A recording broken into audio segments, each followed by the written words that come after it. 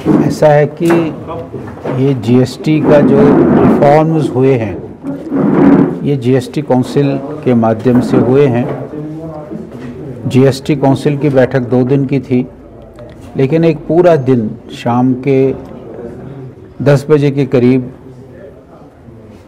हमारी finance minister Nirmala Sitharaman ji का statement आया और पूरे दिन उन्होंने उसमें डिलिब्रेशंस की।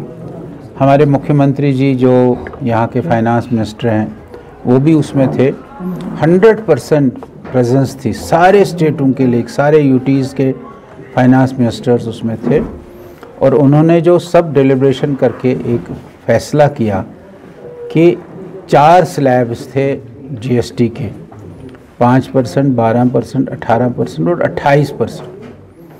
उसके ऊपर का एक स्लैब था जो 40% था, वो बढ़ना ही चाहिए, कम नहीं होना चाहिए, क्योंकि वो तंबाकू और बाकी सब चीज़ों पर है। लेकिन वहाँ सब डिलिब्रेशन होने के बाद 2 ही स्लैब्स ये रखे गए, एक 5% का स्लैब और एक 18% का स्लैब। और बहुत सारी चीज़ें ऐसी आ गई है जिनका जीएसटी 0% आ गया। खाने पीने की चीज़ों में बहुत सारी चीज़ें ऐसे आई हैं जिनका जीएसटी 0% हो गया है और जिनका 18% था उनका 5% आ गया, जिनका 12% था उनका 5% आया और जिनका 28% जीएसटी था उनका 28% का जीएसटी वो 18% पर आया है।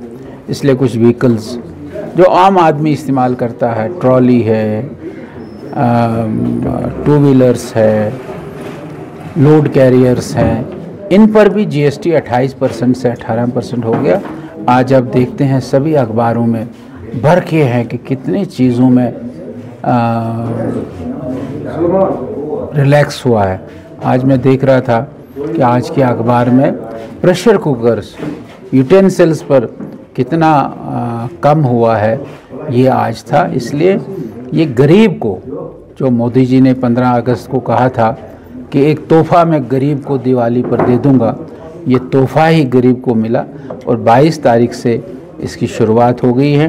कुछ कंपनीज़ ने इसको पहले से ही शुरू कर दिया है, लेकिन 22 तारीख से ये शुरू होगा और 22 तारीख को बहुत सारी चीज़ें जो व्यक्ति की, आदमी की बुनियादी नीड है, वो चीज़ें सस्ती होगी और ये कुदरती है कि आदमी के ऊपर बोझ कम हो जाए।